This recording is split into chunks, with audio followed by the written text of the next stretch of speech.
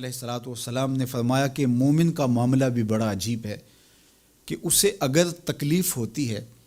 تو اس پر وہ صبر کرتا ہے، یا اسے خوشی ملتی ہے تو اس پر وہ شکر کرتا ہے، تو دونوں صورتوں میں اللہ اس کو اجر عطا کرتا ہے۔ اور یہ صرف شان مومن کی ہی ہے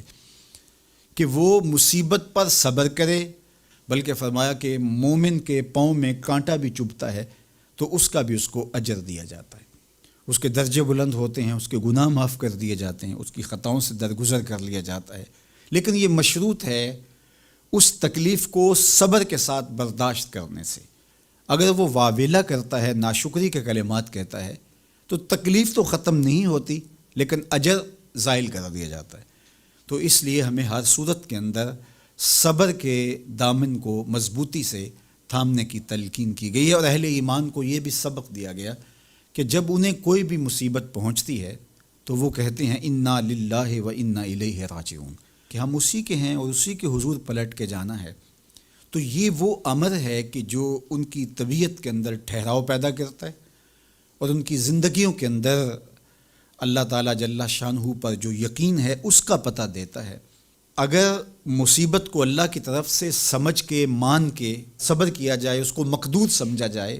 اس پر واویلا نہ کیا جائے، اللہ کی نافرمانی کا کوئی کلمہ نہ بولا جائے، اپنے عقیدے میں تزلزل نہ آنے دیا جائے، اپنے رویوں کی خوبصورتی کو زائل نہ ہونے دیا جائے، تو اس کا مطلب ہے کہ وہ شخص مومن ہے، اس کا یقین ہے کہ یہ اللہ کی طرف سے ہے۔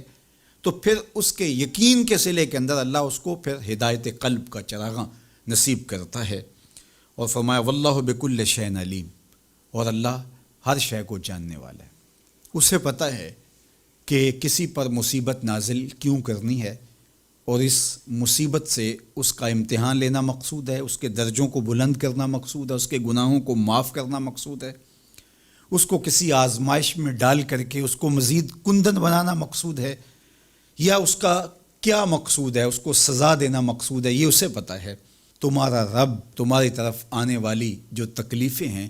ان کے اندر ہزارہا پنہا حکمتوں سے واقف ہے۔ یہاں یہ بات بھی سمجھنے کے قابل ہے کہ جو شخص مصیبت کے آنے پر صبر اور استقامت کے ساتھ اس سے نپٹتا ہے اور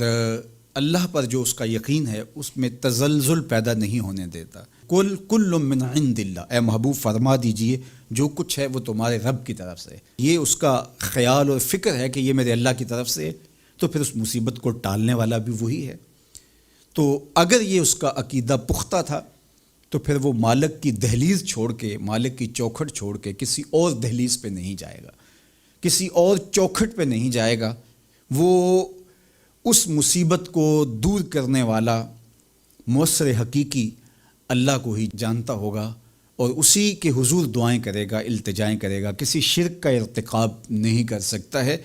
اور وہ مالک کی دہلیز سے کبھی روح گردانی نہیں کر سکتا، بلکہ اس تکلیف کے آنے سے وہ اپنے رب کے ساتھ اور زیادہ جڑ جائے گا۔ اور